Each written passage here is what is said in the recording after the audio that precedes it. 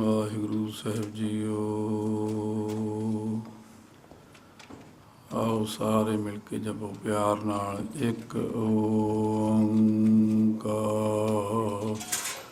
ਸਤਿਨਾਮ ਕਰਤਾ ਪੁਰਖ ਨਿਰਭਉ ਨਿਰਵੈਰ ਅਕਾਲ ਮੂਰਤ ਅਜੂਨੀ ਸੈਭੰ ਗੁਰ ਪ੍ਰਸਾਦ ਜਪ। ਆਦਿ ਸੱਚ ਜੁਗਾਦ ਸੱਚ ਹੈ ਵੀ ਸੱਚ। ਨਾਨਕ ਹੋਸੀ ਵੀ ਸੱਚ। ਜਾਚਕ ਜਨ ਜਾਚੈ ਪ੍ਰਭ ਨਾਮ। ਕਰ ਕਿਰਪਾ ਦੇਵੋ ਹਰ ਨਾਮ। ਸਾਧ ਜਨਾ ਕੀ ਮਾਂਗੋ ਤੂਰ। ਪਾਰ ਬ੍ਰਹਮ ਮੇਰੀ ਸਰਦਾ ਪੂਰ। ਸਦਾ ਸਦਾ ਪ੍ਰਭ ਕੇ ਗੁਣ ਗਾਵੋ। ਸਾਸ ਸਾਸ ਪ੍ਰਭ ਤੁਮਹਿ ਧਿਆਵੋ। ਚਰਨ ਕਮਲ ਸਿਉ ਲਾਗੈ ਪ੍ਰੀਤ। ਭਗਤ ਕਰੋ ਪ੍ਰਭ ਕੀ ਨਿਤ ਨੀਤ। ਏਕ ਓਟ ਏਕੋ ਆਧਾਰ। ਨਾਨਕ ਮੰਗੈ ਨਾਮ ਪ੍ਰਭ ਸਾਰ। ਏਕ ਓਟ ਏਕੋ ਆਧਾਰ। ਨਾਨਕ ਮੰਗੈ ਨਾਮ ਪ੍ਰਭ ਸਾਰ। ਫਿਰਤ ਫਿਰਤ ਪ੍ਰਭ ਆਇਆ। ਪਰਿਆ ਤੋ ਸਰਨਾਏ। ਨਾਨਕ ਕੀ ਪ੍ਰਭ ਬੇਨਤੀ। ਆਪਣੀ ਭਗਤੀ ਲਾਏ। ਸੁਕਹੁ ਟਲ ਗੁਰ ਸੇਵੀਐ। ਅਹਨਿਸ ਸਹਿਜ ਸੁਭਾਏ। ਦਰਸ਼ਨ ਪਰਸੈ ਗੁਰੂ ਕੈ।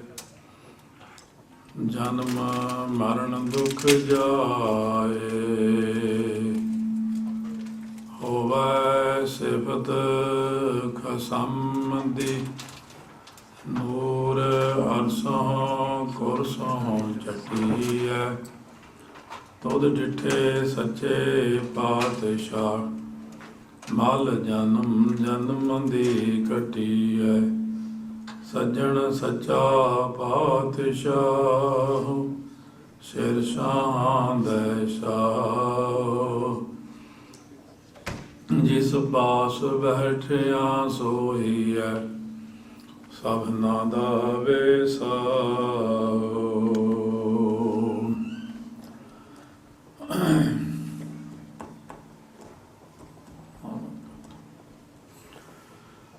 ਵਾਹਿਗੁਰੂ ਸਾਹਿਬ ਜੀਓ। ਸਲੋਕ। ਦੇਨਹਾਰ ਪ੍ਰਭ ਛੋੜ ਕੇ ਲਾਗੈ ਆਨ ਸੁਆਏ। ਨਾਨਕ ਕਹੂ ਨ ਸੀਝਈ। ਬਿਨ ਨਾਵੈ ਪਤ ਜਾਏ। ਦੇਨਹਾਰ ਪ੍ਰਭ ਛੋੜ ਕੇ ਲਾਗੈ ਆਨ ਸੁਆਏ। ਨਾਨਕ ਕਹੂ ਨ ਸੀਝਈ। ਬਿਨ ਨਾਵੈ ਪਤ ਜਾਏ।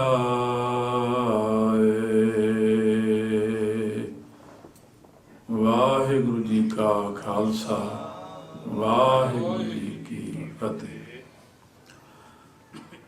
ਧੰਨ ਧੰਨ ਸਾਹਿਬ ਸ੍ਰੀ ਗੁਰੂ ਗ੍ਰੰਥ ਸਾਹਿਬ ਮਹਾਰਾਜ ਦੀ ਪਾਵਨ ਪਵਿੱਤਰ ਹਜ਼ੂਰੀ ਵਿੱਚ ਬਿਰਾਜਮਾਨ ਗੁਰੂ ਖਾਲਸਾ ਸਾਧ ਸੰਗਤ ਜੀ। ਧੰਨ ਧੰਨ ਗੁਰੂ ਅਰਜਨ ਦੇਵ ਸਾਹਿਬ ਜੀ ਮਹਾਰਾਜ ਪਾਨ ਮਥਰਾ ਕਛ ਭੇਦ ਨਹੀਂ ਗੁਰੂ ਅਰਜਨ ਪ੍ਰਤੱਖ। ਸ਼ਹੀਦਾਂ ਦੇ ਸਿਰ ਤਾਜ ਨਿਮਰਤਾ ਦੀ ਅਹੁਦੀ ਪਾਵਨ ਸ੍ਰੀ ਹਰਿਮੰਦਰ ਸਾਹਿਬ ਦੀ ਰਚਨਾ ਕਰਨ ਵਾਲੇ ਅੰਮ੍ਰਿਤ ਸਰੋਵਰ ਸਾਨੂੰ ਬਖਸ਼ਿਸ਼ ਕੀਤੇ ਹਨ। ਸ੍ਰੀ ਗੁਰੂ ਗ੍ਰੰਥ ਸਾਹਿਬ ਦੇ ਦਰਸ਼ਨ ਜੇ ਅੱਜ ਕਰ ਰਹੇ ਹਾਂ ਤਾਂ ਉਹਨਾਂ ਦੀ ਕਿਰਪਾ ਨਾਲ ਹੋ ਰਹੇ ਨੇ। ਜਦੋਂ ਚੀਜ਼ ਬਣ ਜਾਂਦੀ ਹੈ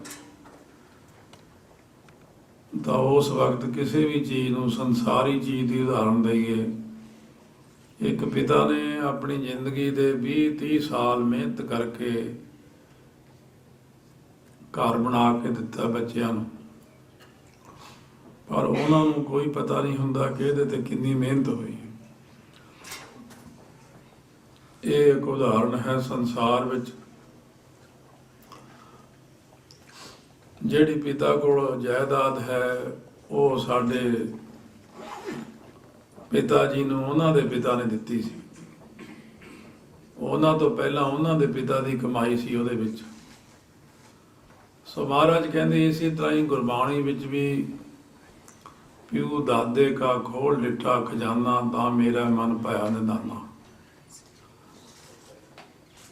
ਜਿੰਨੀ ਮਿਹਨਤ ਗੁਰੂ ਨਾਨਕ ਦੇਵ ਮਹਾਰਾਜ ਨੇ ਕੀਤੀ, ਥਾਂ ਥਾਂ ਤੇ ਜਾ ਕੇ ਉਪਦੇਸ਼ ਕੀਤੇ, ਉਹ ਸ਼ਬਦ ਜਿਹੜੇ ਉਚਾਰਨ ਕੀਤੇ, ਫਿਰ ਉਹਨਾਂ ਨੂੰ ਲਿਖਣਾ, ਫਿਰ ਉਹਨਾਂ ਦੀ ਪੋਥੀ ਤਿਆਰ ਕੀਤੀ। ਉਹ ਫਿਰ ਦੂਸਰੇ ਪਾਤਸ਼ਾਹ ਨੇ ਸਾਰੇ ਸ਼ਬਦ ਰਚੇ। ਪਹਿਲੇ ਪਾਤਸ਼ਾਹ ਪੋਥੀ ਅੱਗੇ ਗੁਰੂ ਅੰਗਦ ਦੇਵ ਮਹਾਰਾਜ ਨੂੰ ਬਖਸ਼ਿਸ਼ ਕਰ ਗਏ। ਇਉਂ ਗੁਰੂ ਅਮਰਦਾਸ, ਗੁਰੂ ਰਾਮਦਾਸ, ਗੁਰੂ ਅਰਜਨ ਦੇਵ ਜੀ ਤੱਕ ਇਹ ਬਾਣੀ ਅੱਗੇ ਤੋਂ ਅੱਗੇ ਪੋਥੀਆਂ ਦੀ ਬਖਸ਼ਿਸ਼ ਹੁੰਦੀ ਆਈ।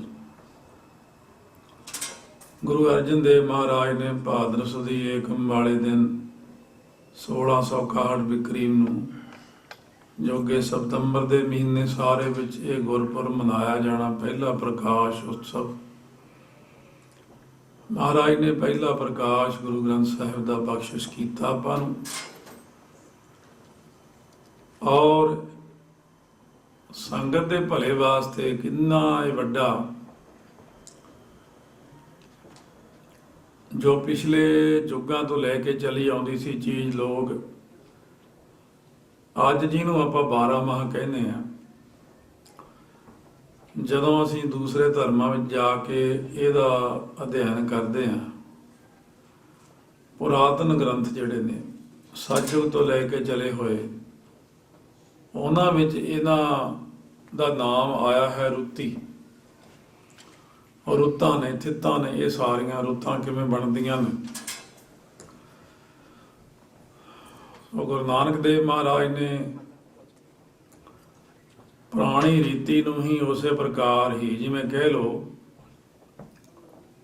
ਅੱਜ ਦੇ ਯੁੱਗ ਵਿੱਚ ਆਪਾਂ ਜੇ ਕਿਸੇ ਚੀਜ਼ ਨੂੰ ਕਹਿੰਦੇ ਅਪਗ੍ਰੇਡ ਕੀਤਾ,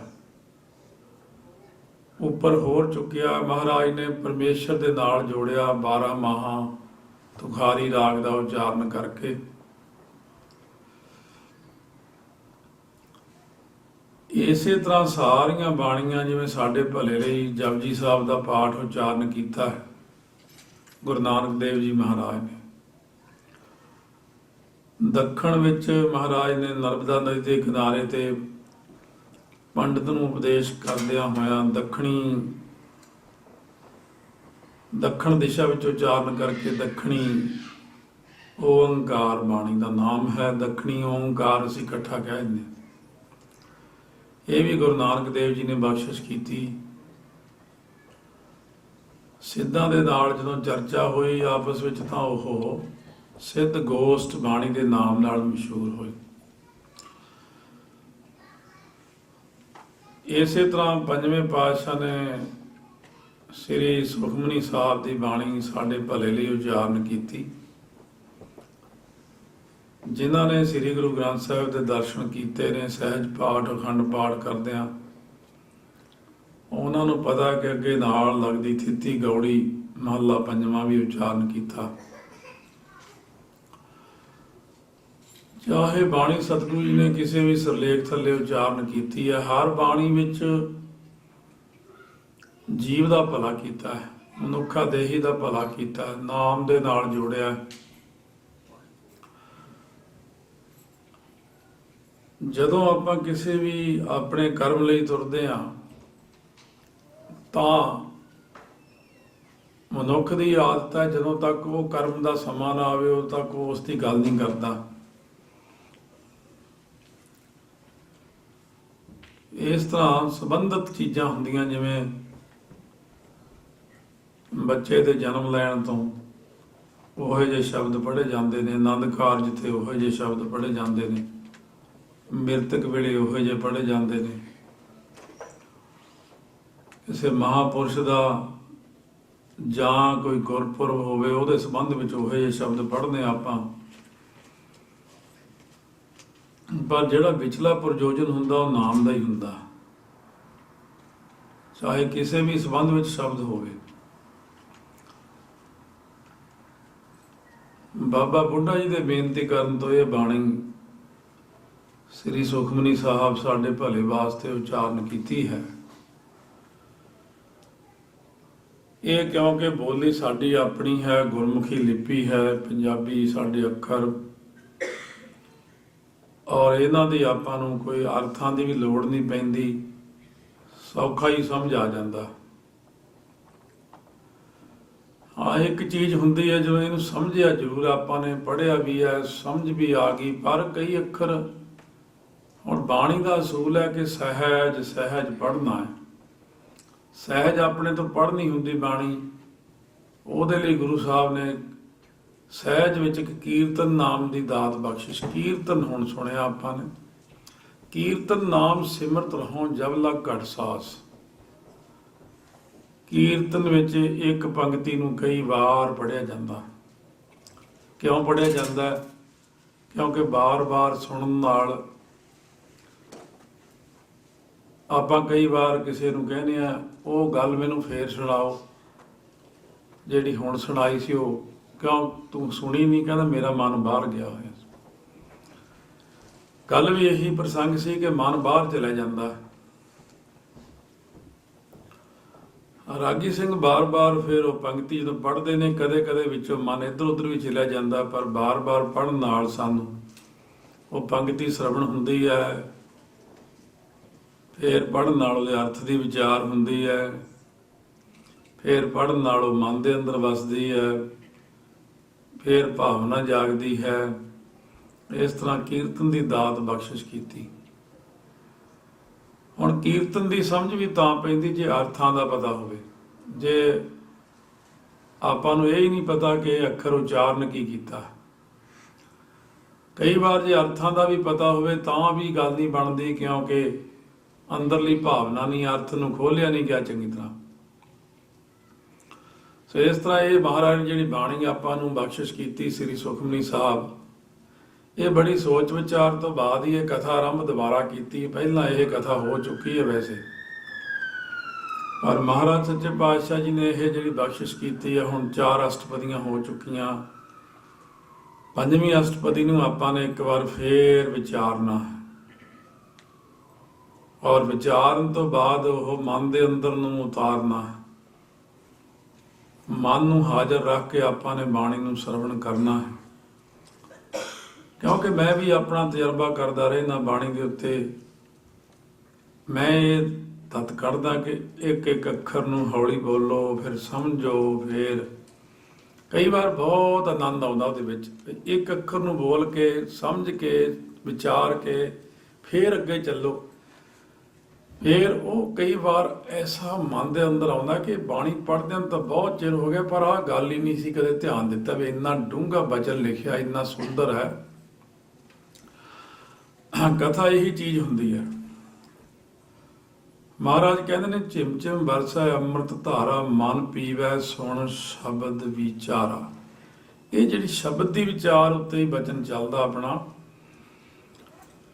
ਸਤਿਗੁਰੂ ਕਹਿੰਦੇ, ਬਾਣੀ ਬਿਰਲੋ ਵਿਚਾਰ ਸੀ, ਜੇ ਕੋ ਗੁਰਮੁਖ ਹੋਏ, ਇਹ ਬਾਣੀ ਮਹਾਂਪੁਰਖ ਕੀ ਨਿਜ ਘਰ ਵਾਸਾ ਹੋਏ। ਬਾਣੀ ਦੀ ਵਿਚਾਰ ਵਿੱਚ ਹੀ ਸਾਰਾ ਕੁਛ ਹੈ। ਬਸ ਆਓ ਮਹਾਰਾਜ ਪੰਜਵੇਂ ਪਾਤਸ਼ਾਹ ਕਿਰਪਾ ਕਰ ਰਹੇ ਨੇ। 7 ਵਜੇ ਦਾ ਸਮਾਂ ਆਪਾਂ ਤਾਂ ਰੱਖਿਆ ਕਿਉਂਕਿ 6 ਤੋਂ 7 ਸਮੇਤ ਗੁਰੂ ਘਰ ਤੋਂ ਜਿਹੜੀ ਕਥਾ ਅੰਮ੍ਰਿਤ ਬਾਣੀ ਰੇਡੀਓ 'ਤੇ ਆਉਂਦੀ ਆ, ਸੋ 7 ਵਜੇ ਤੋਂ ਪਹਿਲਾਂ ਆਪਣੀ ਉਹ ਕਥਾ ਨੂੰ ਦੇ ਨਹੀਂ ਸਕਦੇ। 7 ਵਜੇ ਦਾ ਟਾਈਮ ਅਸੀਂ ਤਾਂ ਰੱਖਦੇ। ਤੇ ਇਸ ਤਰ੍ਹਾਂ ਥੋੜੇ ਸਮੇਂ ਵਿੱਚ ਆਪਾਂ ਬਹੁਤਾ ਲਾਹਾ ਲਈਏ। ਮਹਾਰਾਜ ਕਿਰਪਾ ਕਰਨ। ਸ਼ਲੋਕ ਉਚਾਰਨ ਕਰਦੇ ਨੇ, ਸ਼ਲੋਕ ਜੋ ਉਸ ਲੋਕ ਦੀ ਪ੍ਰਾਪਤੀ ਕਰਾਉਣ ਵਾਲਾ ਸ਼ਲੋਕ। ਧੰਨ ਗੁਰੂ ਅਰਜਨ ਦੇਵ ਸਾਹਿਬ ਜੀ ਮਹਾਰਾਜ। ਦੇਨਹਾਰ ਪ੍ਰਭ ਛੋੜ ਕੇ, ਹੁਣ ਇੱਕ ਇੱਕ ਅੱਖਰ ਦੀ ਵਿਚਾਰ ਕਰੀਏ। ਦੇਨਹਾਰ, ਦਾਤਾ ਦੇ ਦੇਣ ਵਾਲਾ, ਜੋ ਦਾਤਾਰ ਹੈ। ਜਦੋਂ ਅਸੀਂ ਸਿਆਣਿਆਂ ਪੁਰਸ਼ਾਂ ਕੋਲ ਬੈਠਦੇ ਹਾਂ, ਜੇ ਸੂਝਵਾਨਾਂ ਕੋਲ ਬੈਠਦੇ ਹਾਂ, ਇੱਕ ਵਾਰ ਕਿਸੇ ਪੂਰਨ ਪੁਰਖ ਕਥਾ ਕਰਨ ਵਾਲੇ ਮਹਾਂਪੁਰਖ ਸੋਝੀਆਂ ਵਾਲੇ ਕੋਲ ਬੈਠੇ, ਉਹ ਸਾਨੂੰ ਵੀ ਅੱਗੇ ਪੁੱਛਦੇ ਹਾਂ ਵੀ ਦਾਤਾਰ ਦਾ ਮਤਲਬ ਕੀ ਹੈ। ਅਸੀਂ ਆਪਣੀ ਬੁੱਧੀ ਅਨੁਸਾਰ ਕਹਿੰਦੇ ਜੀ ਦਾਤਾਰ ਮਤਲਬ ਦਾਤਾ। ਕਹਿੰਦੇ ਨਹੀਂ, ਇਹਦੀ ਹੋਰ ਵਿਚਾਰ ਦੱਸੋ। ਅਸੀਂ ਕਹਿੰਦੇ ਤੁਸੀਂ ਦੱਸੋ, ਤੁਸੀਂ ਪੁਰਾਣੇ ਹੋ, ਵੱਡੇ ਹੋ, ਬਜ਼ੁਰਗ ਹੋ। ਉਹ ਕਹਿੰਦੇ ਦਾਤਾਰ ਉਸ ਨੂੰ ਕਹਿੰਦੇ ਨੇ ਦਾਤਿਆਂ ਦਾ ਵੀ ਦਾਤਾ ਹੋਵੇ। ਜਿਵੇਂ ਇੱਕ ਸੰਸਾਰੀ, ਇੱਕ ਭੰਡਾਰੀ, ਇੱਕ ਲਾਏ ਦੀਵਾਨ ਹੈ, ਤਾਂ ਦਾਤਾ ਉਹਨਾਂ ਨੂੰ ਵੀ ਕਿਹਾ ਜਾਂਦਾ ਵੀ ਉਹ ਸੰਸਾਰੀ ਭੰਡਾਰੀ ਜਿਹੜਾ ਹੈ ਉਹ ਸਾਰਿਆਂ ਨੂੰ ਦਿੰਦਾ। ਦੁਨੀਆ ਵਿੱਚ ਜਿੰਨੇ ਮਰਜ਼ੀ ਦਾਤੇ ਹੋਣ, ਪਰ ਸਾਰਿਆਂ ਜਿੰਨੇ ਵੀ ਦਾਤੇ ਨੇ, ਦਾਤਿਆਂ ਦਾ ਜੋ ਦਾਤਾ ਉਹਦਾ ਨਾਮ ਹੈ ਦਾਤਾਰ। ਤਾਂ ਹੀ ਉਹ ਕਹਿੰਦੇ ਤੂੰ ਦਾਤਾ ਦਾਤਾਰ ਤੇਰਾ ਦਿੱਤਾ ਖਾਵਣਾ। ਇੱਥੇ ਕਹਿੰਦੇ ਦੇਨਹਾਰ, ਦਾਤਾਂ ਦੇ ਦੇਣ ਵਾਲਾ ਜੋ ਪ੍ਰਮਾਤਮਾ ਵਾਹਿਗੁਰੂ ਹੈ, ਉਸ ਪਰਮੇਸ਼ਰ ਨੂੰ, ਪ੍ਰਭ ਦਾ ਮਤਲਬ ਪ੍ਰਭੂ ਸੱਤਾ ਦੇਣ ਵਾਲਾ, ਜੋ ਉਹਨੂੰ ਛੋੜ ਕੇ ਮਨੁੱਖ ਦੀ ਆਦਤ ਹੈ। ਸਰੀਰ ਉਹਨੇ ਦਿੱਤਾ, ਅੱਖਾਂ ਉਹਨੇ ਦਿੱਤੀਆਂ, ਲੱਤਾਂ ਬਾਹਾਂ ਪੈਰ ਘਰ ਬਾਰ ਸਵਾਸ ਪ੍ਰਾਣ ਹਰੇਕ ਚੀਜ਼, ਤਾਰੇ ਚੰਦਰਮਾ ਸੂਰਜ ਪੌਣ ਪਾਣੀ ਅਗਨੀ ਪਾਤਾਲ, ਉਹਨੇ ਸਾਰਾ ਕੁਝ ਦਿੱਤਾ ਆਪਾਂ ਨੂੰ। ਮਾਇਆ ਵੀ ਉਸੇ ਦੀ ਕਿਰਪਾ, ਸਭ ਕੁਝ ਉਹਦੀ ਕਿਰਪਾ ਹੈ। ਪਰ ਸਤਿਗੁਰੂ ਕਹਿੰਦੇ ਉਹਨੂੰ, ਇਹ ਜੀਵ ਨੂੰ ਆਦਤ ਹੀ ਹੈ ਵੀ ਉਹਨੂੰ ਛੱਡ ਦਿੰਦਾ।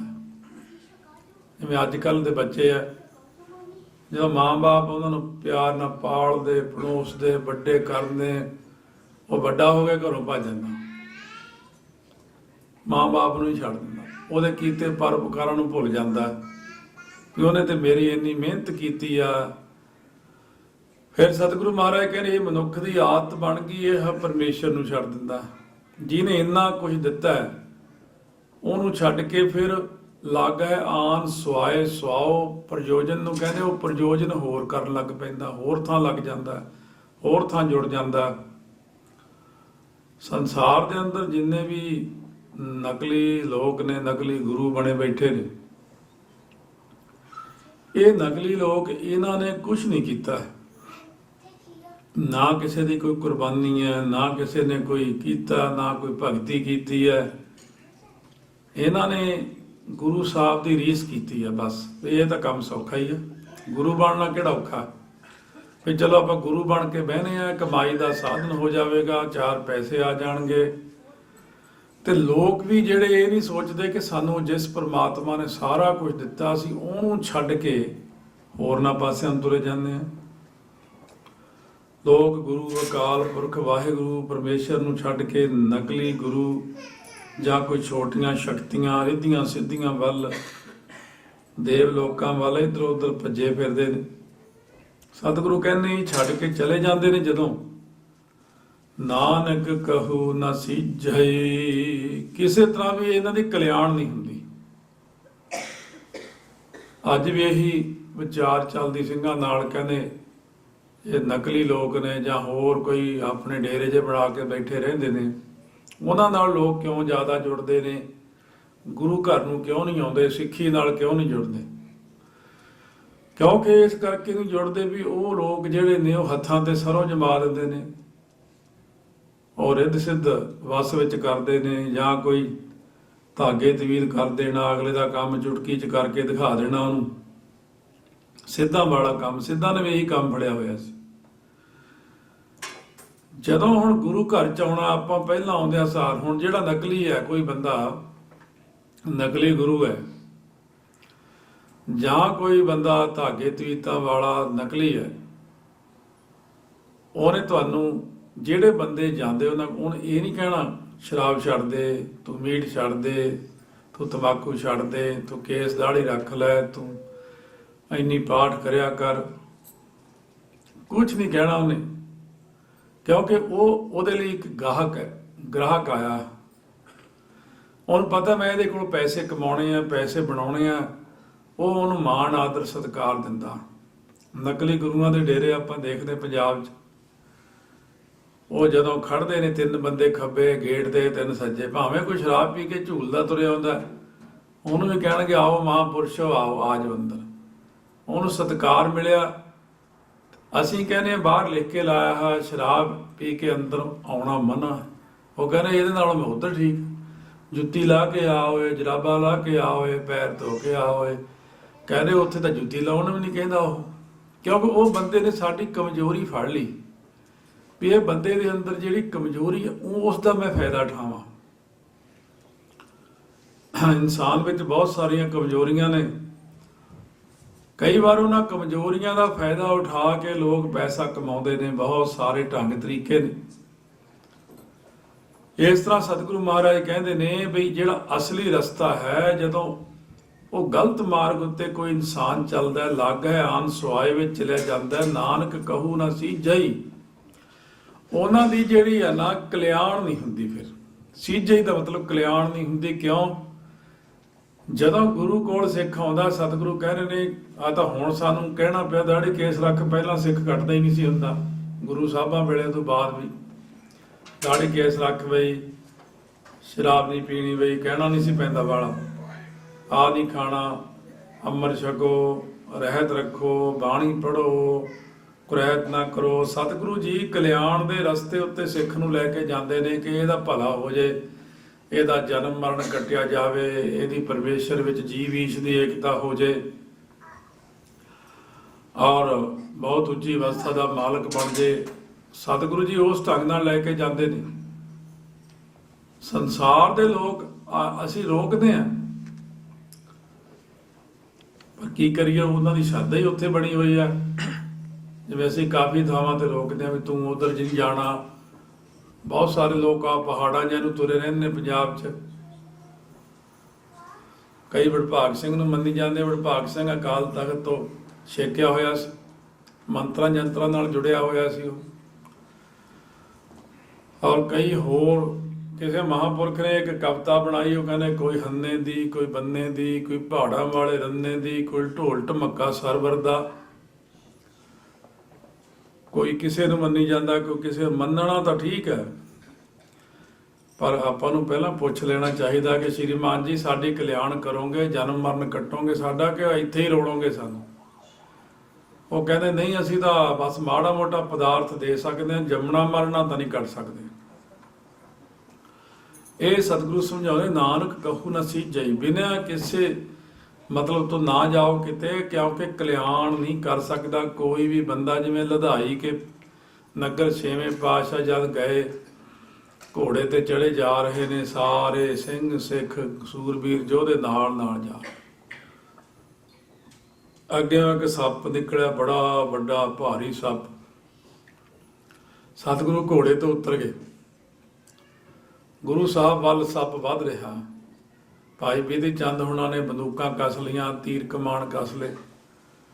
ਮਹਾਰਾਜ ਕਹਿੰਦੇ ਨਹੀਂ, ਸ਼ਰਨ ਵਿੱਚ ਆ ਰਿਹਾ, ਇਹਨੂੰ ਕਹੋ ਨਾ ਕੁਛ। ਨੇੜੇ ਆ ਕੇ ਆਪਣਾ ਸਿਰ ਚਰਨਾਂ ਵੱਲ ਨੂੰ ਰੱਖ ਦਿੱਤਾ। ਗੁਰਾਂ ਨੇ ਆਪਣਾ ਸੱਜਾ ਚਰਨ ਕੱਢ ਕੇ ਜੋੜੇ ਵਿੱਚੋਂ ਸੱਪ ਦੇ ਨਾਲ ਛੁਆ ਦਿੱਤਾ ਤੇ ਸੱਪ ਫਟ ਗਿਆ। ਵਿੱਚੋਂ ਕਿੰਨੇ ਚਿੱਟੇ ਚਿੱਟੇ ਕੀੜੇ ਕਰੋੜਾਂ ਦੀ ਗਿਣਤੀ 'ਚ ਭਰੇ ਪਏ ਨੇ, ਕੁਰਬਲ ਕਰਦੇ ਨੇ। ਉਹਦੀ ਆਤਮਾ ਵੀ ਸਾਹਮਣੇ ਖੜ ਗਈ। ਮਹਾਰਾਜ ਕਹਿੰਦੇ ਇਹਨਾਂ ਨੂੰ ਦੱਸ ਤੂੰ ਕੌਣ ਹੈ? ਉਹ ਕਹਿਣ ਲੱਗਿਆ, ਗੁਰਸਿੱਖੋ ਸਾਧ ਸੰਗਤ, ਮੈਂ ਲੋਕਾਂ ਨੂੰ ਮੰਤਰਾਂ ਜੰਤਰਾਂ ਦੇ ਰਾਹੀਂ, ਜੋਤਿਸ਼ ਦੇ ਰਾਹੀਂ, ਕਈ ਤਰੀਕਿਆਂ ਰਾਹੀਂ ਲੁੱਟਦਾ ਠੱਗਦਾ ਸੀ। ਹੌਲੀ ਹੌਲੀ ਮੇਰੀ ਮਾਨਤਾ ਵੱਧ ਗਈ, ਪੈਸਾ ਬਹੁਤ ਇਕੱਠਾ ਕਰ ਲਿਆ। ਮੈਂ ਥਾਂ ਵੀ ਬਣਾ ਲਿਆ, ਥੱਲੇ ਆਪਣਾ ਭੋਰਾ ਬਣਾ ਕੇ ਉਹਦੇ 'ਚ ਪੈਸੇ ਵੀ ਭਰ ਲਏ। ਪੈਸਿਆਂ ਦੇ ਉੱਤੇ ਸੌਂਦਾ ਸੀ। ਮੇਰਾ ਧਿਆਨ ਮਰਨ ਵੇਲੇ ਪੈਸਿਆਂ 'ਚ ਰਹਿ ਗਿਆ, ਜਿਸ ਕਰਕੇ ਮੈਂ ਸੱਪ ਬਣਿਆ। ਅਤੇ ਇਹ ਜਿਹੜੇ ਇਹ ਵਿੱਚ ਮੇਰੇ ਕੀੜੇ ਤੁਸੀਂ ਦੇਖਦੇ ਹੋ, ਇਹ ਮੇਰੇ ਸ਼ਰਧਾਲੂ ਸੀ। ਮੈਂ ਇਹਨਾਂ ਨੂੰ ਕਹਿੰਦਾ ਸੀ ਮੇਰਾ ਧਿਆਨ ਕਰੋ, ਮੇਰਾ ਧਿਆਨ ਕਰੋ। ਇਹ ਮੇਰਾ ਧਿਆਨ ਕਰਦੇ। ਇਹ ਜਦੋਂ ਸਰੀਰ ਛੱਡਦੇ ਤਾਂ ਮੇਰੇ 'ਚ ਕੀੜਾ ਬਣ ਕੇ ਆ ਗਏ ਸਾਰੇ, ਮੇਰੀ ਜਾਨ ਖਾਂਦੇ। ਮੇਰਾ ਸਰੀਰ ਤੜਫਦਾ ਸੀ, ਤਾਂ ਮੈਂ ਸੱਚੇ ਗੁਰੂ ਦੀ ਸ਼ਰਨ ਵਿੱਚ ਆਇਆ ਔਰ ਮੇਰਾ ਇਹ ਹਾਲ ਹੋਇਆ। ਉਹਨੇ ਕਿਹਾ ਮੈਂ ਸਾਰੀ ਦੁਨੀਆ ਨੂੰ ਸੁਨੇਹਾ ਦੇਣਾ ਚਾਹੁੰਦਾ। ਉਦੋਂ ਮੀਡੀਆ ਨਹੀਂ ਸੀ, ਪੱਤਰਕਾਰ ਨਹੀਂ ਸੀ ਹੁੰਦੇ, ਨਹੀਂ ਤਾਂ ਇਹ ਫਿਰ ਗੱਲ ਆ ਜਾਣੀ ਸੀ। ਸਾਰੇ ਟੀਵੀ ਸੱਪ ਨੇ ਇਹ ਗੱਲ ਕਹੀ ਹੈ। ਉਹ ਇਸ ਕਰਕੇ ਮਹਾਰਾਜ ਕਹਿੰਦੇ ਨੇ ਨਾਨਕ ਕਹੂ ਨ ਸੀਝਈ। ਇਹ ਕਿਸੇ ਤਰੀਕੇ ਨਾਲ ਤੁਹਾਡੀ ਹੋਰ ਕਿਸੇ ਥਾਂ ਜਾ ਕੇ ਚਾਰ ਚੀਜ਼ਾਂ ਮਿਲਣ ਨਾਲ ਕਲਿਆਣ ਨਹੀਂ, ਮੁਕਤੀ ਨਹੀਂ। ਤੇ ਜਿਹੜੇ ਬੰਦੇ ਗੁਰੂ ਨੂੰ ਛੱਡ ਕੇ, ਨਾਮ ਨੂੰ ਛੱਡ ਕੇ, ਸਿਮਰਨ ਨੂੰ ਛੱਡ ਕੇ, ਰਹਿਤ ਨੂੰ ਛੱਡ ਕੇ ਥਾਂ ਥਾਂ ਭਟਕਦੇ ਫਿਰਦੇ ਨੇ, ਬਿਨ ਨਾਵੈ ਪਤ ਜਾਏ। ਸਤਿਗੁਰੂ ਕਹਿੰਦੇ ਨਾਮ ਸਿਮਰਨ ਤੋਂ ਬਿਨਾਂ ਉਹਨਾਂ ਦੀ ਇੱਜ਼ਤ ਚਲੀ ਜਾਂਦੀ ਹੈ, ਕੋਈ ਉਹਨਾਂ ਦਾ ਸਤਿਕਾਰ ਨਹੀਂ ਕਰਦਾ। ਬੇਸ਼ੱਕ ਦੁਨੀਆ ਦੇ ਅੰਦਰ ਕਿੰਨੇ ਹੀ ਲੋਕ ਨੇ ਇਹ ਜੇ, ਪਰ ਦੇਖ ਲਓ ਕੋਈ ਸਤਿਕਾਰ ਤਾਂ ਨਹੀਂ ਹੈ। ਨਕਲੀ ਗੁਰੂਆਂ ਦਾ ਵੀ ਸਤਿਕਾਰ ਨਹੀਂ ਹੈ, ਨਾ ਹੀ ਉਹਨਾਂ ਨੂੰ ਮੰਨਣ ਵਾਲਿਆਂ ਦਾ ਸਤਿਕਾਰ ਹੈ। ਇੱਧਰ ਉੱਧਰ ਜੋ ਵੀ ਦੁਨੀਆ ਗੁਰੂ ਸਾਹਿਬ ਨੂੰ ਛੱਡ ਕੇ ਭਟਕਦੀ ਫਿਰਦੀ ਹੈ, ਉਹਦਾ ਸਤਿਕਾਰ ਨਹੀਂ। ਕਿਉਂਕਿ ਸਤਿਕਾਰ ਨਾਮ ਨਾਲ ਹੁੰਦਾ। ਜਿਵੇਂ ਇੱਥੇ ਸਾਊਥਾਲ ਵੱਲ ਸਿੰਘ ਰਹਿੰਦਾ, ਉਹ 45 ਸਾਲ ਦੀ ਉਮਰ। ਉਹਨੂੰ ਮੈਂ ਕਿਹਾ ਤੂੰ ਸਿਮਰਨ ਕਰਿਆ ਕਰ। ਫੋਨ ਤੇ ਮੈਨੂੰ ਪੰਜਾਬ 'ਚ ਗੱਲ ਕੀਤੀ, ਕੋਈ ਪ੍ਰੋਬਲਮ ਸੀ। ਮੈਂ ਕਿਹਾ ਤੂੰ ਮੂਲ ਮੰਤਰ ਕਰੀ ਜਾਇਆ ਕਰ, ਤੂੰ ਬੱਸ ਚਲਾਉਣਾ? ਕਹਿੰਦੇ ਬੱਸ ਚਲਾਉਣਾ ਮੈਂ। ਉਹ ਜਿੰਨਾ ਚਿਰ ਬੱਸ ਚਲਾਉਂਦਾ ਆਪਣਾ ਮੂਲ ਮੰਤਰ ਕਰੀ ਜਾਇਆ ਕਰੇ। ਸਾਲ ਕੁ ਬਾਅਦ ਮੈਨੂੰ ਫੋਨ ਆਇਆ, ਕਹਿੰਦਾ ਮੈਨੂੰ ਇੱਕ ਨਹੀਂ ਸਮਝ ਲੱਗਦੀ ਮੈਂ ਕੀ ਹੋਇਆ।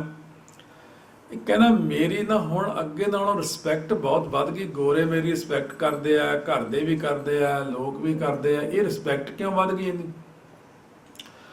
ਮੈਂ ਕਿਹਾ ਨਾਮ ਨਾਲ ਬਹੁਤ ਇੱਜ਼ਤ ਵੱਧਦੀ ਹੈ। ਸਤਿਗੁਰੂ ਜੀ 52 ਅੱਖਰੀ ਬਾਣੀ 'ਚ ਫਰਮਾਉਂਦੇ ਨੇ ਸ਼ਲੋਕ, ਪਤ ਰਾਖੀ ਗੁਰ ਪਾਰ ਬ੍ਰਹਮ ਤਜ ਪ੍ਰਪੰਚ ਮੋਹ ਵਿਕਾਰ, ਨਾਨਕ ਸੋ ਆਰਾਧਿਐ ਅੰਤ ਨ ਪਾਰਾਵਾਰ। ਮਹਾਰਾਜ ਨੇ ਇਹ ਬਚਨ ਕੀਤੇ ਪਹਿਲਾਂ ਇਹ ਜਿਹੜਾ ਅਰਦਾਸ ਵਿੱਚ ਆਉਂਦਾ ਸੀ, ਮਤ ਪਤ ਕਾ ਰਾਖਾ ਆਪ ਵਾਹਿਗੁਰੂ। ਕਿਉਂਕਿ ਸਾਡੀ ਪਤ ਦਾ ਰਾਖਾ ਵੀ ਵਾਹਿਗੁਰੂ ਹੈ, ਮਤ ਦਾ ਰਾਖਾ ਵੀ ਵਾਹਿਗੁਰੂ ਹੈ। ਕਿਉਂਕਿ ਸਤਿਗੁਰੂ ਨੇ ਸਾਡੀ ਪਤ ਰੱਖਣੀ ਹੈ ਔਰ ਮਤ ਵੀ ਬਖਸ਼ਿਸ਼ ਕਰਨੀ ਹੈ। ਇਹ ਮਤ ਪਤ ਅੱਖਰ ਗੁਰੂ ਗ੍ਰੰਥ ਸਾਹਿਬ 'ਚ ਕਿੰਨੀ ਵਾਰ ਇਕੱਠਾ ਹੁੰਦਾ। ਤਾਂ ਸਤਿਗੁਰੂ ਕਹਿੰਦੇ ਨੇ ਜਿਹੜੀ ਤੁਹਾਡੀ ਇੱਜ਼ਤ ਹੈ ਇਸ ਲੋਕ ਵਿੱਚ ਵੀ ਹੋਵੇਗੀ, ਪਰਲੋਕ ਵਿੱਚ ਵੀ ਹੋਵੇਗੀ। ਰੇ ਰੇ ਦਰਗਹਿ ਕਹਿ ਨਾ ਕਹੂ, ਆਓ ਬੈਠ ਆਦਰ ਸੁਭ ਦਿਓ। ਤੈਨੂੰ ਪਰਲੋਕ ਵਿੱਚ ਵੀ ਓਏ ਓਏ ਕਰਕੇ ਨਹੀਂ ਬੁਲਾਉਣਗੇ, ਇੱਧਰ ਆਓ ਇੱਥੇ ਬੈਠ ਤੂੰ। ਉੱਥੇ ਵੀ ਕਹਿਣਗੇ ਆਓ ਜੀ ਗੁਰਮੁਖੋ ਪਿਆਰਿਓ ਸਤਿਕਾਰਯੋਗ ਜੀ, ਆਓ ਜੀ ਇੱਥੇ ਸਜੋ ਜੀ। ਇਹ ਇੱਕ ਸ਼ਲੋਕ ਹੈ ਜਿਹਦੇ ਵਿੱਚ ਬਹੁਤ ਇਹ ਵੱਡੇ ਵੱਡੇ ਬਚਨ ਗੁਰੂ ਸਾਹਿਬ ਨੇ। ਦੇਖਣ ਨੂੰ ਆਪਾਂ ਪੜ੍ਹਦੇ ਜਦੋਂ, ਉਹਨੂੰ ਤਾਂ ਜਿੰਨੀ ਚਿਰ 'ਚ ਕਥਾ ਹੋਈ ਆ ਇੰਨੇ ਨੂੰ ਤਾਂ ਆਪਾਂ ਮੇਰਾ ਖਿਆਲ ਚਲੇ ਜਾਣਾ ਸੀ 12ਵੀਂ ਅਸ਼ਟਪਦੀ ਤੇ। ਬਾਣੀ ਪੜ੍ਹ ਲੈਣੀ ਹੋਰ ਗੱਲ ਹੈ, ਬਾਣੀ ਨੂੰ ਸੁਣਨਾ ਉਸ ਤੋਂ ਵੀ ਅੱਗੇ ਹੈ, ਬਾਣੀ ਨੂੰ ਮੰਨ ਲੈਣਾ ਉਸ ਤੋਂ ਵੀ ਅੱਗੇ ਹੈ। ਤੇ ਬਾਣੀ ਉੱਤੇ ਅਮਲ ਕਰ ਜਾਣਾ, ਕਮਾ ਲੈਣਾ, ਉਸ ਨੂੰ ਹੌਲੀ ਪੜ੍ਹ ਕੇ ਕਮਾਇਆ ਜਾ ਸਕਦਾ, ਤੇਜ਼ ਨਹੀਂ। ਜੇ ਜ਼ਿਆਦਾ ਪਾਠ ਕਰਨੇ ਹੋ, ਪਾਠ ਕਰਨਾ ਇੱਕ ਵੱਖਰੀ ਚੀਜ਼ ਆ। ਕਿਉਂ ਆਪਾਂ ਕਹਿੰਦੇ ਆ ਭਾਈ ਸਾਹਿਬ ਅਖੰਡ ਪਾਠ ਆਰੰਭ ਕਰੋ, ਲਗਾਤਾਰ ਅਖੰਡ ਜਾਪ 3 ਦਿਨਾਂ 'ਚ ਤੀਸਰੇ ਦਿਨ ਭੋਗ ਪੈ ਗਿਆ, ਜ਼ਰੂਰੀ ਆ ਉਹ ਵੀ। ਸਹਿਜ ਪਾਠ ਕਰੋ ਜੀ, ਚਲੋ 7 ਦਿਨ 11 15 ਦਿਨ 20 ਦਿਨ 'ਚ ਭੋਗ ਪੈ ਗਿਆ ਜੀ। ਕੀਰਤਨ ਕਰੋ ਜੀ, ਕੀਰਤਨ ਵੀ ਹੋਇਆ। ਪਰ ਜੇ ਆਪਾਂ ਕਹੀਏ ਜੀ ਇਹ ਬਾਣੀ ਦੀ ਕਥਾ ਕਰੋ, ਗੁਰੂ ਗ੍ਰੰਥ ਸਾਹਿਬ ਦੀ ਸੰਪੂਰਨ ਕਥਾ, ਵੈਸੇ ਜੇ 1 ਘੰਟਾ ਰੋਜ਼ ਕਰੀਏ 6-7 ਸਾਲ ਵਿੱਚ ਗੁਰੂ ਗ੍ਰੰਥ ਸਾਹਿਬ ਦੀ ਕਥਾ ਪੂਰੀ ਹੁੰਦੀ ਹੈ। ਦਾਸ ਤੋਂ ਜਿਹੜੀ ਕਥਾ ਮਹਾਰਾਜ ਨੇ ਕਰਵਾਈ ਹੈ ਸੰਪੂਰਨ, ਉਹ ਅਸੀਂ 3 ਸਾਲ 'ਚ ਕੀਤੀ ਹੈ। ਕਿਉਂ? ਉਹ ਮੈਂ ਕਰਦਾ ਸੀ 2 ਟਾਈਮ, ਅਖੀਰ ਤੇ ਆ ਕੇ 4 ਮਹੀਨੇ ਲਗਾਤਾਰ 3 ਵਾਰੀ ਰਿਕਾਰਡਿੰਗ ਚੱਲੀ। 1.25 ਘੰਟਾ ਸਵੇਰੇ, 1.25 ਦੁਪਹਿਰੇ, 1.25 ਸ਼ਾਮ ਨੂੰ। ਇੰਨਾ ਸਮਾਂ ਲੱਗ ਕੇ ਵੀ 3 ਸਾਲ ਵਿੱਚ ਰਿਕਾਰਡਿੰਗ ਹੋਈ ਸਾਰੀ। ਇਸ ਕਰਕੇ ਜਿਹੜਾ ਗੁਰੂ ਗ੍ਰੰਥ ਸਾਹਿਬ ਹੈ, ਮਹਾਰਾਜ ਦੀ ਬਾਣੀ ਹੈ, ਇਹ ਕੋਈ ਐਵੇਂ ਨਹੀਂ ਹੈ ਵੀ ਉਦਾਂ ਹੀ ਪੜ੍ਹ ਕੇ ਆਪਾਂ ਅੱਗੇ ਲੰਘ ਜਾਣਾ। ਇਹਦਾ ਤਾਂ ਇੱਕ ਅੱਖਰ ਜਿਹੜਾ ਅੰਮ੍ਰਿਤ, ਅੰਮ੍ਰਿਤ ਹੈ, ਮੋਤੀ ਹੈ, ਹੰਸਾ ਹੀਰਾ ਮੋਤੀ ਚੁਗਣਾ। ਸਤਿਗੁਰੂ ਕਹਿੰਦੇ ਗੁਰਸਿੱਖ ਰੂਪ ਹੰਸ, ਇਹ ਹੀਰਿਆਂ ਮੋਤੀਆਂ ਨੂੰ ਇੱਕ ਅੱਖਰ ਨੂੰ ਚੁਗਦੇ ਨੇ, ਵਿਚਾਰਦੇ ਨੇ, ਤੇ ਬੱਗ ਡੱਡਾਂ ਭਾਲਣ ਜਾਏ, ਬਗਲੇ ਡੱਡੀਆਂ ਮੱਛੀਆਂ ਹੀ ਖਾਣ ਤੋਂ ਰਹਿੰਦੇ ਨੇ। ਆਓ ਸਤਿਗੁਰੂ ਮਹਾਰਾਜ ਬਖਸ਼ਿਸ਼ ਕਰਕੇ ਆਪਾਂ ਨੂੰ ਫੇਰ ਫਰਮਾਉਂਦੇ ਨੇ, ਆਪਾਂ ਵੀ ਇਸ ਸ਼ਲੋਕ ਦੇ ਉੱਤੇ ਬੜੇ ਪਿਆਰ ਨਾਲ, ਸਹਿਜ ਨਾਲ, ਟਿਕਾਓ ਨਾਲ ਆਪਣੇ ਮਨ ਦੇ ਅੰਦਰ ਵਿਚਾਰ ਕਰਕੇ ਦੇਖੀਏ। ਹੁਣ ਤੁਸੀਂ ਇਹ ਰੋਜ਼ ਜਿਹੜੇ ਵੀਰ ਪੜ੍ਹਦੇ ਸੁਖਮਨੀ ਸਾਹਿਬ ਪੜ੍ਹਦੇ, ਧੰਨ ਭਾਗ ਹੈ। ਜਿਹੜੇ ਨਹੀਂ ਪੜ੍ਹਦੇ ਉਹ ਵੀ ਪੜ੍ਹੋ, ਪਰ ਇੱਕ ਵਾਰੀ ਆਪਾਂ ਫੇਰ ਇਹ ਮਨ ਨੂੰ ਲਿਆਓ ਮੋੜ ਕੇ ਵਾਪਸ, ਕਿਤੇ ਚਲਿਆ ਨਾ ਜਾਵੇ। ਇਹ ਵੀ ਧਿਆਨ ਰੱਖਣਾ। ਇਸੇ ਸ਼ਲੋਕ ਨੂੰ ਹੁਣ ਮਨ ਦੇ ਧਿਆਨ ਨਾਲ ਅਰਥ ਦੀ ਵਿਚਾਰ ਕਰਦੇ ਹੋਏ ਸੰਗਤੀ ਰੂਪ ਵਿੱਚ ਫੇਰ ਪੜ੍ਹਦੇ ਹਾਂ, ਔਰ ਹੌਲੀ ਹੌਲੀ ਪੜ੍ਹੋ। ਸ਼ਲੋਕ ਦੇਨ ਹਾਰ ਪ੍ਰਭ ਛੋੜ ਕੇ ਲਾਗੈ ਆਨ ਸੁਆਏ, ਨਾਨਕ ਕਹੂ ਨ ਸਿਝਈ, ਬਿਨ ਨਾਵੈ ਪਤ ਜਾਏ। ਦੇਨ ਹਾਰ ਪ੍ਰਭ ਛੋੜ ਕੇ ਲਾਗੈ ਆਨ ਸੁਆਏ, ਨਾਨਕ ਕਹੂ ਨ ਸਿਝਈ, ਬਿਨ ਨਾਵੈ ਪਤ ਜਾਏ। ਹੁਣ ਇਹ ਅਰਥਾਂ ਸਮੇਤ ਪੜ੍ਹਿਆ ਆਪਾਂ ਨੇ, ਵਿਚਾਰ ਵੀ ਕੀਤੀ ਹੈ, ਔਰ ਇੱਕ ਸ਼ਲੋਕ ਹੀ ਠੋਸ ਨਿੱਗਰ ਭਾਰੀ ਬਣ ਗਿਆ, ਔਰ ਇੰਨੇ ਵਿੱਚ ਇੱਕ ਵੱਡਾ ਸਿਧਾਂਤ ਸਾਹਮਣੇ ਆ ਗਿਆ। ਕਿੰਨਾ ਕੁਝ ਕਹਿਤਾ ਕਿ ਦੇਨਹਾਰ ਵਾਹਿਗੁਰੂ ਨੂੰ ਛੱਡ ਕੇ ਹੋਰ ਪ੍ਰਯੋਜਨਾਂ ਵਿੱਚ ਇਨਸਾਨ ਲੱਗ ਗਿਆ।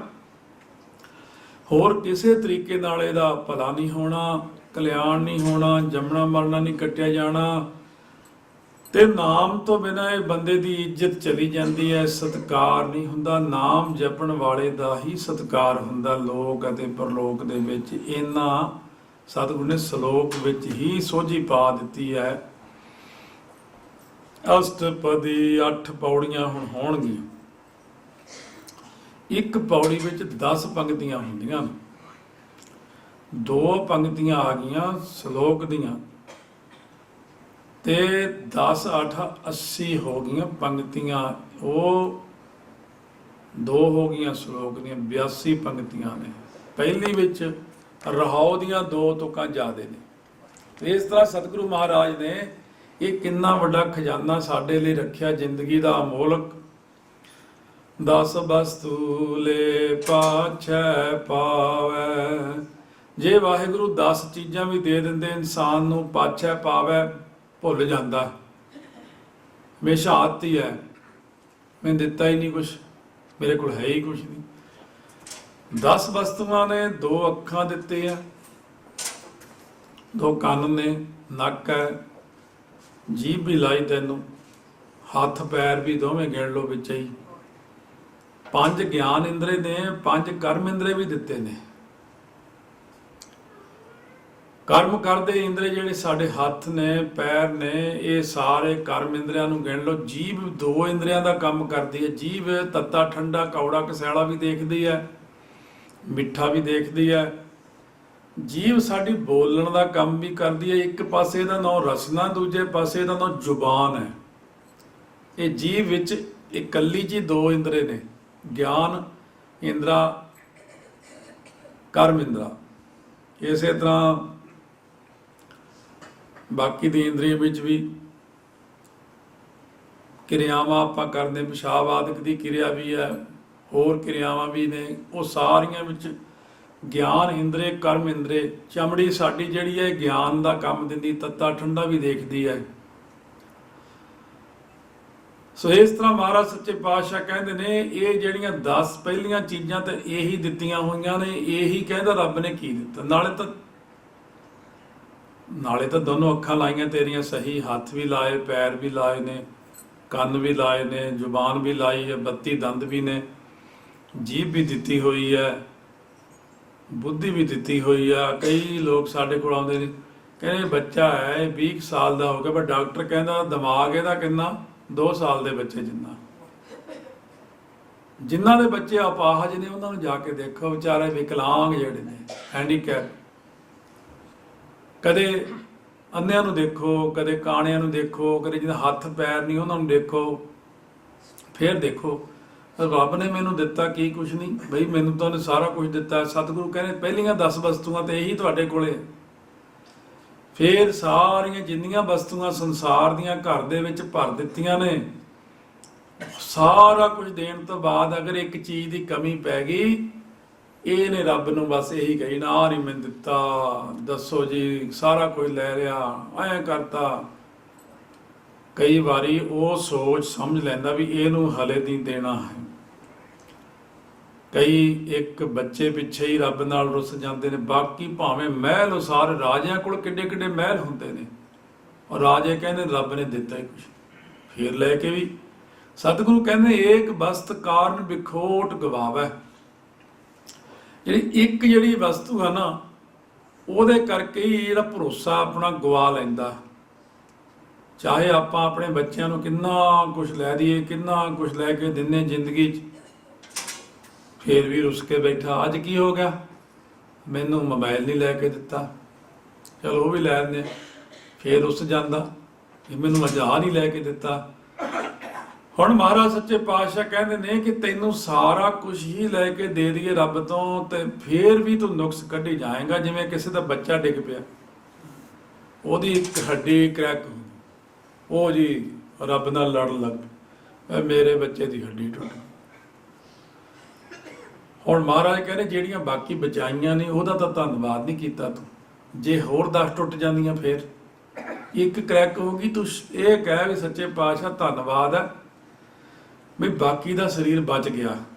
ਆਪਣੀ ਇਹ ਜਿਹੜੀ ਨੈਗੇਟਿਵ ਥਿੰਕਿੰਗ ਹੈ, ਇਹ ਸਾਨੂੰ ਮਾਰਦੀਆਂ। ਅਸੀਂ ਹਮੇਸ਼ਾ ਲੈ ਕੇ ਵੀ ਫਿਰ ਮੁੱਕਰ ਜਾਂਦੇ ਹਾਂ ਕਿ ਕੀ ਦਿੱਤਾ ਜੀ, ਕੀ ਨਹੀਂ ਦਿੱਤਾ। ਵੀ ਮਹਾਰਾਜ ਸੱਚੇ ਪਾਤਸ਼ਾਹ ਕਹਿੰਦੇ ਇੰਨਾ ਕੁਝ ਦਿੱਤਾ। ਜੇ ਹੁਣ ਅੱਗੇ ਆਪ ਜੀ ਵਿਚਾਰ ਗੁਰੂ ਅਰਜਨ ਦੇਵ ਜੀ ਆਪਾਂ ਨੂੰ ਸੁਣਾਉਂਦੇ ਨੇ ਜੀਵਾਂ ਨੂੰ, ਏਕ ਭੀ ਨਾ ਦੇ 10 ਭੀ ਹਿਰਲੇ।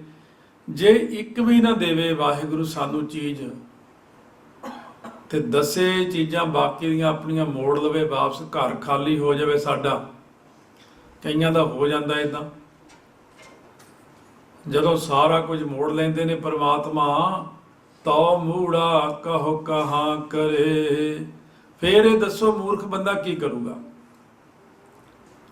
ਜਿਸ ਵੇਲੇ ਮਹਾਰਾਜ ਕਹਿੰਦੇ ਮਾਤਾ ਦੇ ਉਦਰ ਵਿੱਚ ਤੂੰ ਪੁੱਠਾ ਲਮਕਦਾ ਸੀ, ਉਸ ਵੇਲੇ ਪਰਮੇਸ਼ਰ ਦੇ ਅੱਗੇ ਬੰਦਾ, ਇਹ ਜੀਵ ਅਰਦਾਸਾਂ ਕਰਦਾ, ਮੈਨੂੰ ਇਸ ਥਾਂ ਤੋਂ ਕੱਢ, ਮੇਰੇ ਤੇ ਕਿਰਪਾ ਕਰ ਦਿਓ। ਸਵਾਸ ਸਵਾਸ ਸਿਮਰਨ ਕਰਦਾ ਹੈ, ਮੈਂ ਦਸਵੰਧ ਕੱਢਿਆ ਕਰਾਂਗਾ, ਮੈਂ ਬਾਣੀ ਪੜ੍ਹਿਆ ਕਰਾਂਗਾ, ਮੈਂ ਇਹ ਕਰਿਆ ਕਰਾਂਗਾ, ਬੜੀਆਂ ਬੇਨਤੀਆਂ ਕਰਦਾ। ਜਦੋਂ ਪਰਮੇਸ਼ਰ ਨੇ ਤੇ ਕਿਰਪਾ ਕੀਤੀ, ਇਹਨੂੰ ਜਨਮ ਦੇ ਦਿੱਤਾ। ਮਹਾਰਾਜ ਕਹਿੰਦੇ ਨੇ ਵਿੱਚੋਂ ਗਰਭੈ ਨਿਕਲ ਆਇਆ, ਖਸਮ ਵਿਸਾਰ ਦੁਨੀ ਚਿਤ ਲਾਇਆ। ਮਾਤਾ ਕੇ ਉਦਰ ਮਹਿ ਪ੍ਰਤਪਾਲ ਕਰੇ, ਸੋ ਕਿਉ ਮਨੋਂ ਵਿਸਾਰੀਐ। ਮਨੋਂ ਕਿਉਂ ਵਿਸਾਰੀਐ ਏਵੜ ਦਾਤਾ, ਜੇ ਅਗਨ ਮੈਂ ਆਹਾਰ ਪਹੁੰਚਾਵੇ, ਉਸ ਨੂੰ ਕਿਉਂ ਪਹੁੰਚ ਨਾ ਸਕੇ, ਜਿਸ ਨੂੰ ਆਪਣੀ ਲਿਵ ਲਾਵੇ। ਮਹਾਰਾਜ ਕਹਿੰਦੇ ਨੇ ਜੈਸੀ ਅਗਨ ਉਦਰ ਮਹਿ, ਤੈਸੀ ਬਾਹਰ ਮਾਇਆ। ਮਾਇਆ ਅਗਨ ਸਭ ਇੱਕੋ ਜਿਹੀ, ਕਰਤਾ ਖੇਲ ਰਚਾਇਆ। ਜਾਂ ਤਿਸ ਭਾਣਾ ਤਾਂ ਜੰਮਿਆ, ਪਰਿਵਾਰ ਭਲਾ ਪਾਇਆ। ਲਿਵ ਛੁੜਕੀ ਲੱਗੀ ਤ੍ਰਿਸ਼ਨਾ, ਮਾਇਆ ਅਮਰ ਵਰਤਾਇਆ। ਇਹ ਮਾਇਆ ਜਿਤ ਹਰ ਵਿਸਰੈ, ਮੋਹ ਉਪਜੈ ਭਾਉ ਦੂਜਾ ਲਾਇਆ। ਕਹਿ ਨਾਨਕ ਗੁਰ ਪ੍ਰਸਾਦੀ, ਜਿਨ੍ਹਾਂ ਲਿਵ ਲਾਗੀ ਤਿੰਨੀ ਵਿੱਚੇ ਮਾਇਆ ਪਾਇਆ। ਕਹਿੰਦਾ ਸੀ ਜਦੋਂ ਮੈਂ ਮਾਤਾ ਦੇ ਉਦਰ ਤੋਂ ਮੈਨੂੰ ਬਾਹਰ ਕੱਢੋਗੇ, ਮੈਂ ਜੋ ਕਮਾਈ ਕਰੂੰ ਮੈਂ ਦਸਵੰਧ ਕੱਢਿਆ ਕਰੂੰਗਾ, ਮੈਂ 2.5 ਘੰਟੇ ਸਿਮਰਨ ਵੀ ਕਰਿਆ ਕਰੂੰਗਾ। ਕਿਉਂਕਿ ਜਦੋਂ ਬੰਦਾ ਫਸਿਆ ਹੁੰਦਾ ਉਦੋਂ ਬਹੁਤ ਕੁਝ ਕਰਦਾ, ਉਦੋਂ ਰੱਬ ਨੂੰ ਇਉਂ ਲਾਲਚ ਪਾਉਂਦਾ ਵੀ ਮੈਨੂੰ ਕਿਰਪਾ ਕਰ ਦਿਓ, ਮੈਂ ਫਿਰ ਇਹ ਗ੍ਰਸਤੀ ਬੰਦੇ ਹੁਣ ਵੀ ਐਂ ਕਰਦੇ, ਸਾਰੇ ਇੱਦਾਂ ਕਰਦੇ। ਜਦੋਂ ਫਸੇ ਹੁੰਦੇ ਫਿਰ ਬਹੁਤ ਤਰਲੇ ਕਰਨਗੇ, ਬਾਜੀ ਮੈਂ ਤਾਂ ਹੁਣ ਬਸ ਮਾਲਾ ਹੀ ਫੜ ਲੈਣੀ ਆ। ਮਹਾਂਪੁਰਸ਼ਾਂ ਨੂੰ ਐਂ ਭਰਮਾ ਲੈਂਦੇ, ਬਾਜੀ ਹੁਣ ਤਾਂ ਹੀ ਤੁਹਾਡੀ ਸੇਵਾ ਹੀ ਕਰਾਂਗਾ। ਇੱਕ ਵਾਰ ਕੱਢ ਲਓ, ਕੱਢ ਲਿਆ, ਮੁੜ ਨਾ ਦਿਖਦਾ ਫਿਰ ਦਿਖਦਾ ਹੀ ਨਹੀਂ। ਖਜੂਰ ਖਾਣ ਬੰਦਾ ਖਜੂਰ ਤੇ ਚੜ ਗਿਆ, ਭੁੱਖ ਲੱਗੀ ਸੀ, ਉੱਤੇ ਜਾ ਕੇ ਖਜੂਰਾਂ ਖਾਵੇ, ਰੱਜ ਗਿਆ। ਹੁਣ ਜਦ ਥੱਲੇ ਨਿਗਾਹ ਮਾਰੀ, ਡਰ ਲੱਗੇ। ਉਹ ਕਹਿੰਦਾ ਜੀ ਮੈਂ ਮਹਾਂਪੁਰਸ਼ਾਂ ਦੇ ਸਥਾਨ ਤੇ 101 ਚਾਦਰ ਚੜਾਉਂਗਾ ਜੇ ਮੈਂ ਥੱਲੇ ਸਹੀ ਸਲਾਮਤ ਉਤਰ ਜਾ। ਹੌਸਲਾ ਜਿਹਾ ਹੋਇਆ, ਅੱਧ ਜੇ ਚ ਆ ਗਿਆ। ਕਹਿੰਦਾ ਵੈਸੇ ਚਾਦਰਾਂ ਦਾ ਉੱਥੇ ਘਾਟਾ ਤਾਂ ਨਹੀਂ, 51 ਹੀ ਚੜਾ ਲਾਂਗੇ ਚਲੋ। ਫਿਰ ਹੋਰ ਆ ਗਿਆ 20, 10, 2, ਫਿਰ ਦੌੜ ਲਿਆ ਫਟਾਫਟ ਦੁਕਾਨ ਤੋਂ ਇੱਕ ਚਾਦਰ ਲੈ ਕੇ ਸੰਤਾਂ ਨੂੰ ਕਹਿੰਦਾ ਬਾਬਾ ਜੀ ਇਹ ਚਾਦਰ ਫੜ ਲਿਓ, ਚੱਲੀ ਆ, ਇਹ ਵੀ ਚੱਲੀ ਆ, ਫੜ ਲਓ। ਕਹਿੰਦੇ ਕਿੱਥੇ ਚੱਲੀ? ਕਹਿੰਦੇ 100, 101 ਸੁੱਖੀ ਸੀ, ਇੱਕੋ ਹੀ ਰਹਿ ਗਈ। ਕਿ ਬੇਈਮਾਨ ਹੋ ਗਿਆ। ਜਿਵੇਂ ਕੋਈ ਬੰਦਾ, ਇਹ ਇੱਕ ਸੱਚੀ ਘਟਨਾ, ਜਿਹੜੇ ਆਪਣੇ ਉੱਚੇ ਖੰਭੇ ਹੁੰਦੇ ਨੇ ਬਹੁਤ ਜ਼ਿਆਦਾ ਵੱਡੇ 11,000 44,000 ਵੋਲਟ ਵਾਲੇ, ਇਹ ਜਦੋਂ ਖੰਭੇ ਲੱਗ ਰਹੇ ਸੀ ਹਲੇ ਪੁਰਾਣੇ ਟਾਈਮ ਦੀ ਗੱਲ ਹੈ, ਨਿਆਣੇ ਐਵੇਂ ਉੱਤੇ ਚੜ ਗਿਆ। ਇੱਕ ਬੰਦਾ 20 ਸਾਲ ਦਾ ਚੜ੍ਹਦਾ, ਜੋ ਸ਼ਰਤ ਲਾ ਲਈ, ਉੱਤੇ ਚੜਿਆ। ਉਹ ਥੱਲੇ ਨਾ ਉੱਤਰ ਹੋਵੇ। ਉਦੋਂ ਜ਼ਮਾਨਾ ਸੀ ਚਾਂਦੀ ਦੇ ਰੁਪਈਆਂ ਦਾ। ਕਹਿੰਦਾ ਮੈਂ ਚਾਂਦੀ ਦਾ ਰੁਪਈਆ 5 ਰੁਪਈਏ ਚੜਾਉਂ ਚਾਂਦੀ ਦੇ, ਮੈਨੂੰ ਥੱਲੇ ਲਾ ਲਓ। ਨਾਲੇ ਚੀਕਾਂ ਮਾਰੇ, ਹੌਲੀ ਹੌਲੀ ਖੈਰ ਆਓ, ਔਖਾ ਸੌਖਾ ਥੱਲੇ 5 ਰੁਪਈਏ ਹੱਥ 'ਚ ਫੜ ਕੇ ਨਾ ਕਹਿੰਦਾ ਲਓ ਰੱਬ ਜੀ, ਏਦਾਂ ਮਾਰੇ ਤਾਂ ਨੂੰ। ਹੁਣ ਤਾਂ ਨੂੰ ਉਹ ਥੱਲੇ ਡਿੱਗ ਪਏ। ਕਹਿੰਦਾ ਮੈਂ ਤਾਂ ਤੁਹਾਨੂੰ ਦਿੱਤੇ ਸੀ, ਫੜੇ ਹੀ ਨਹੀਂ। ਰੱਬ ਨੂੰ ਕਹਿੰਦਾ ਤੂੰ ਫੜੇ ਨਹੀਂ ਗਏ, ਆਪ ਘਰ ਚੱਕ ਕੇ ਪੈ ਜੇਬ 'ਚ ਪਾ ਕੇ ਚਲੇ ਗਿਆ। ਹੁਣ ਸਤਿਗੁਰੂ ਮਹਾਰਾਜ ਕਹਿੰਦੇ ਨੇ ਹੁਣ ਤੁਸੀਂ ਪ੍ਰਮਾਤਮਾ ਦੇ ਇੱਦਾਂ ਕਰਦੇ, ਜਦੋਂ ਫਸ ਜਾਂਦੇ ਹੋ ਉਹ ਦਿਨ ਵੀ ਦੇਖਿਆ ਕਰੋ। ਜਦੋਂ ਤੁਸੀਂ ਉਹ ਚੱਕਰ 'ਚੋਂ ਨਿਕਲ ਜਾਂਦੇ ਹੋ ਫਿਰ ਗੁਰਦੁਆਰੇ ਵਾਲੀ ਪਰਲੀ ਸੜਕ ਹੀ ਠੀਕ ਆ। ਫਿਰ ਇੱਧਰ ਨਹੀਂ ਆਉਂਦੇ ਆਪਾਂ, ਜਾਣਾ ਪਊਗਾ, ਟਾਈਮ ਵੇਸਟ ਹੋਊਗਾ। ਸਤਿਗੁਰੂ ਮਹਾਰਾਜ ਕਹਿੰਦੇ ਮੈਨੂੰ ਤੇਰੀ ਇਹੀ ਗੱਲ ਚੰਗੀ ਲੱਗਦੀ, ਮਤਲਬੀ ਬੰਦਾ ਤੂੰ।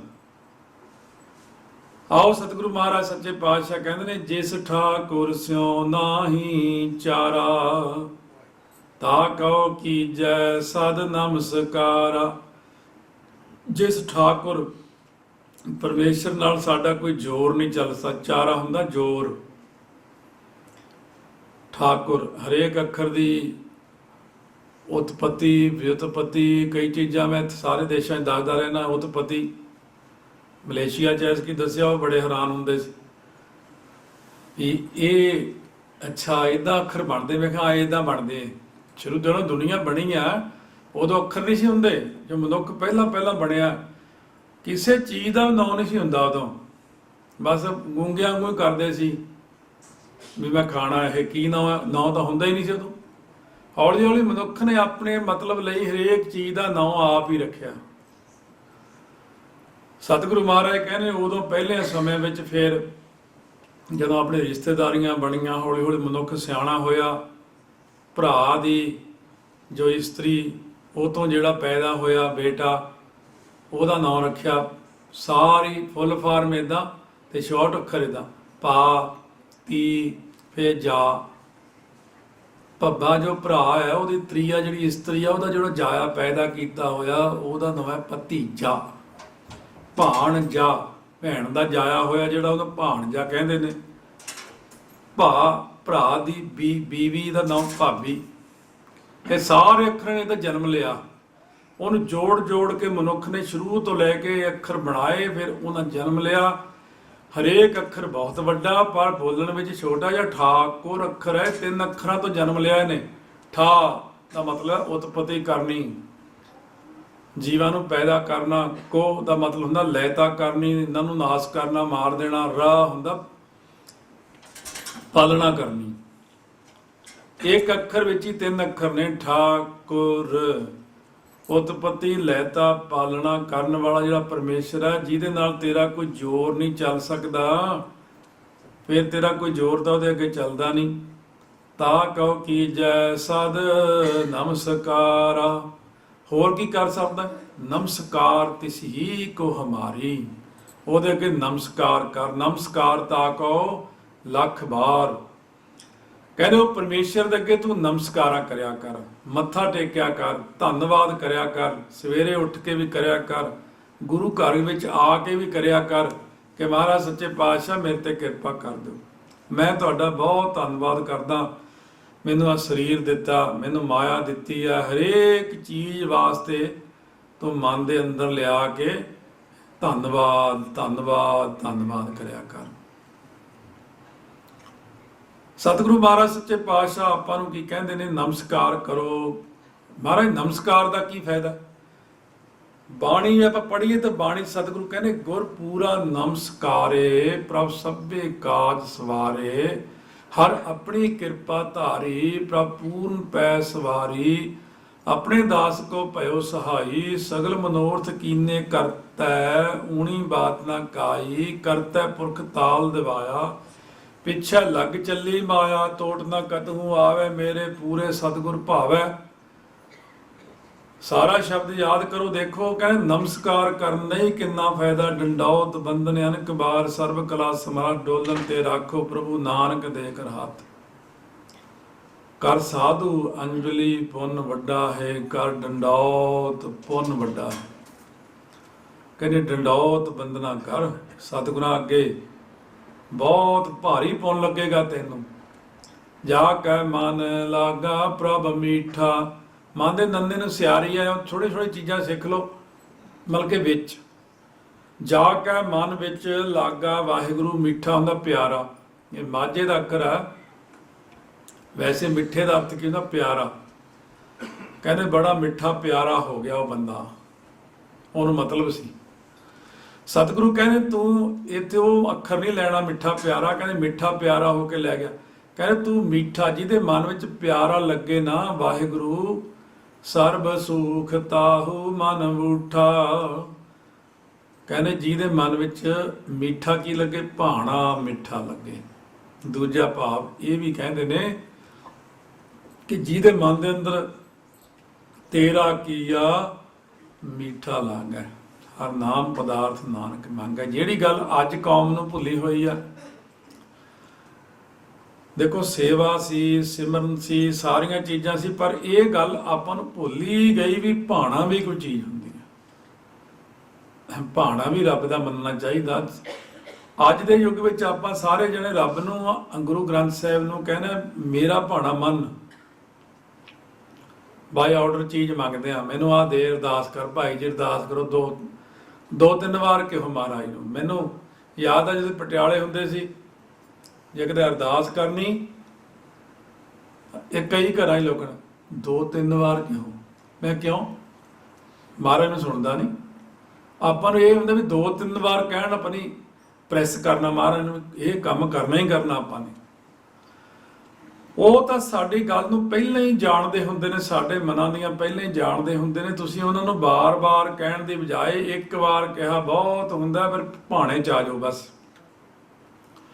ਅੱਛਾ ਮਹਾਰਾਜ ਜਿਵੇਂ ਆਪ ਨੂੰ ਭਾਵੇ, ਇਹ ਗੱਲ ਹੀ ਭੁੱਲ ਗਏ ਆਪਾਂ। ਹਰ ਗੱਲ ਵਿੱਚ ਭਾਣਾ ਹੁੰਦਾ।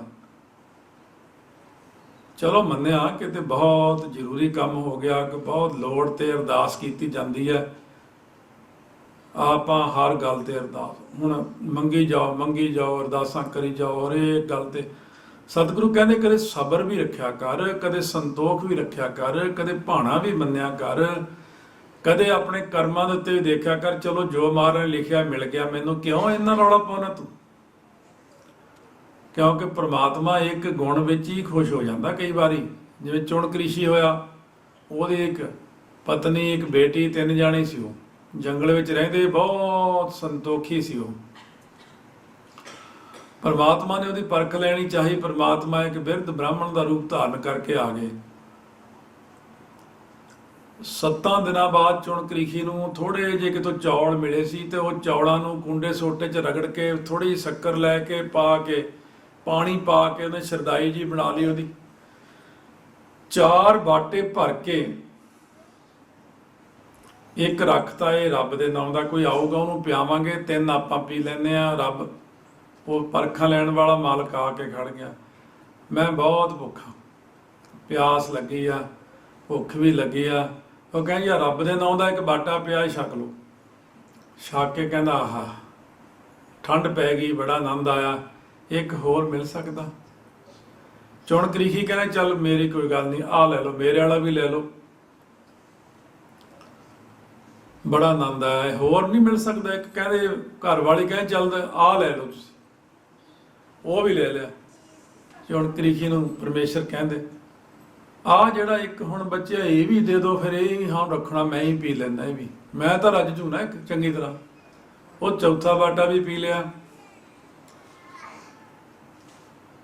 ਹੁਣ ਪਰਮੇਸ਼ਰ ਕਹਿੰਦੇ ਹੁਣ ਤੂੰ ਕੀ ਕਰੇਗਾ? ਬਿਰਧ ਬ੍ਰਾਹਮਣ ਕਹਿੰਦਾ ਤੂੰ ਕੀ ਕਰੇਗਾ? ਚੁਣ ਕ੍ਰਿਸ਼ੀ ਕਹਿੰਦਾ ਮੈਨੂੰ ਵਾਹਿਗੁਰੂ ਪ੍ਰਮਾਤਮਾ ਆਪੇ ਹੋਰ ਦੇ ਦੂੰਗਾ, ਆਰਾਮ ਜੀ ਹੋਰ ਦੇ ਦੇਣਗੇ।